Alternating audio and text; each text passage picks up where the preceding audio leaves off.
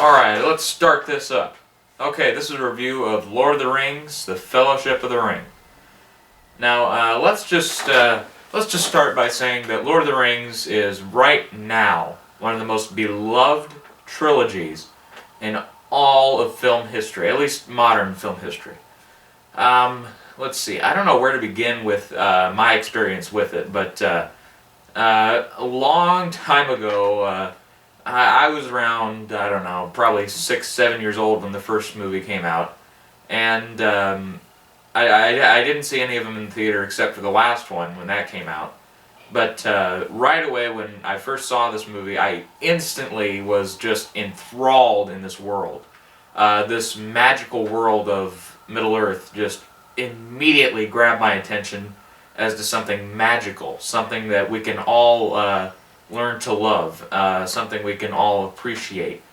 I don't know where else to go with this, but right away I just instantly fell in love with this trilogy, and with each new film it just got better and better, and right away the first one starts out as an instant classic.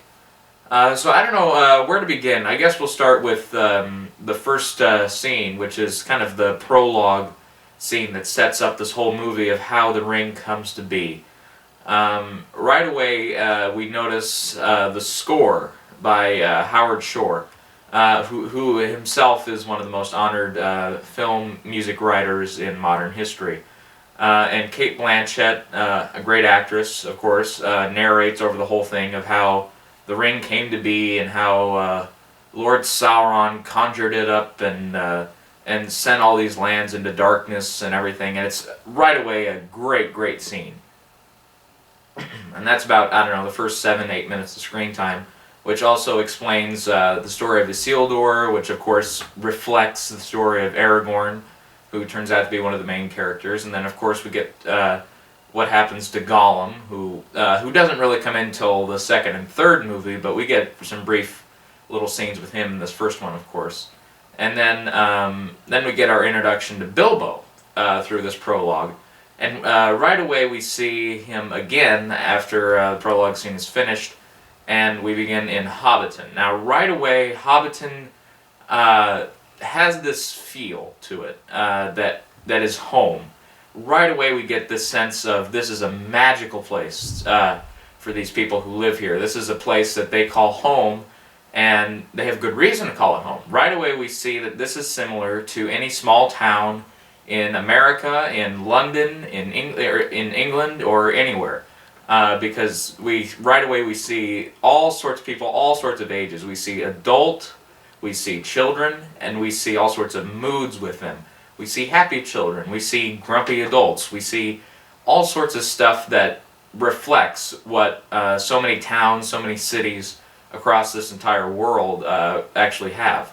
And that's a great, great start to this movie, which is to introduce our main characters in a setting that they call home, and that we're happy that they call home. We're happy to see them living in such a safe haven. I'd say Hobbiton really kind of represents essentially home, and it's a great, great start. And then the whole plot starts when Gandalf the Wizard comes to Hobbiton because of Bilbo's 111th birthday.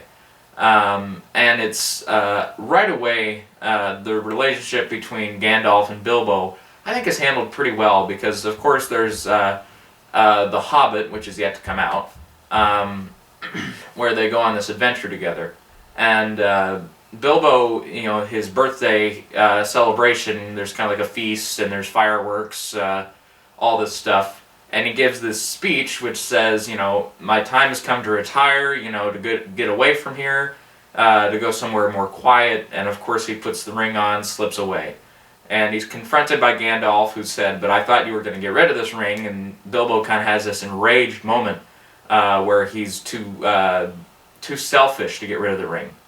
And but at the same time, in that same scene, I should say, Bilbo ends up leaving, of course, and there's a scene where, a little clip, I should say, where Bilbo, he has to decide, okay, am I going to keep this ring, or do I get to pass it off to Frodo for him to hide, for him to, because I don't want this to happen to Frodo, where he realizes he has this kind of problem where, I don't know, I hate to say it, but it's kind of like similar to an addiction of some sort, where he has to get rid of it. He has to kick the habit in a way.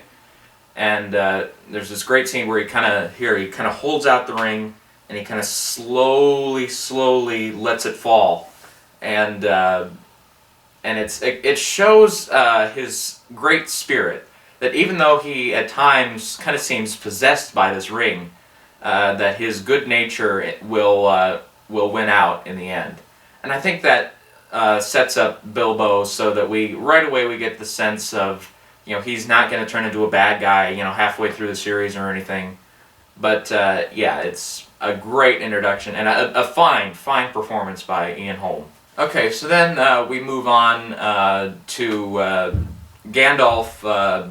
Then kind of says to Frodo in passing, he says, "Okay, this ring, it's Bilbo's old ring, his magic ring, whatever, his tricky ring, whatever they call it, and just keep it secret. Don't go around wearing it."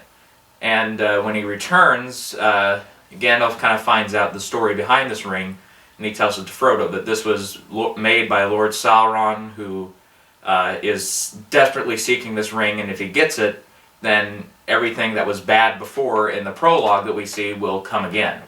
And it's really a nice performance by Ian McKellen. I should say Sir Ian McKellen. And we get to see, right away in this character, we get to see his seriousness, and we get to see his storytelling ability, that he's able to bring up all this good stuff and really tell it in a nice way.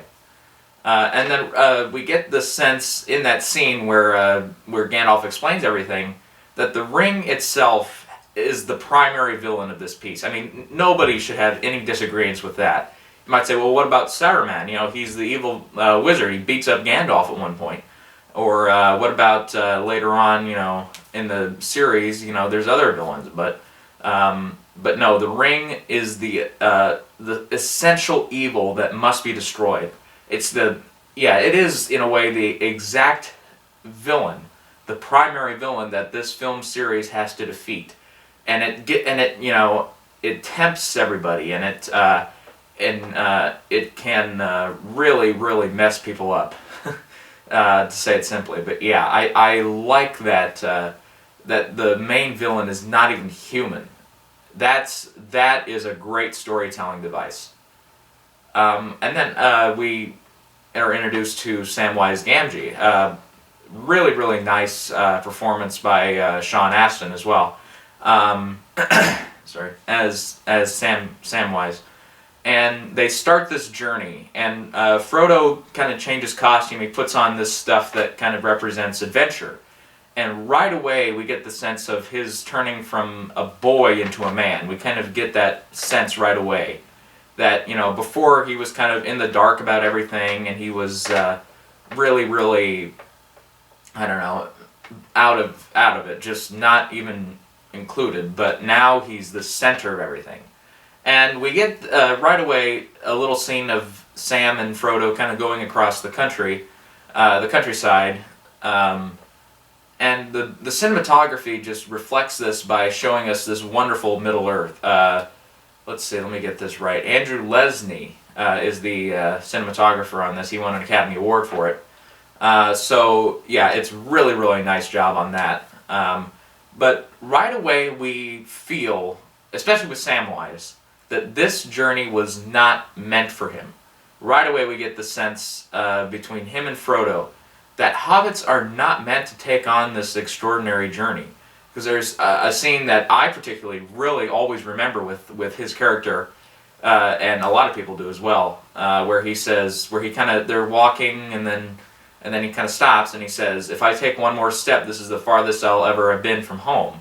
And Frodo says, "Just take that step." And yeah, we feel, hobbits are small. They're not the big gigantic creatures that should be carrying a ring across an entire world, basically.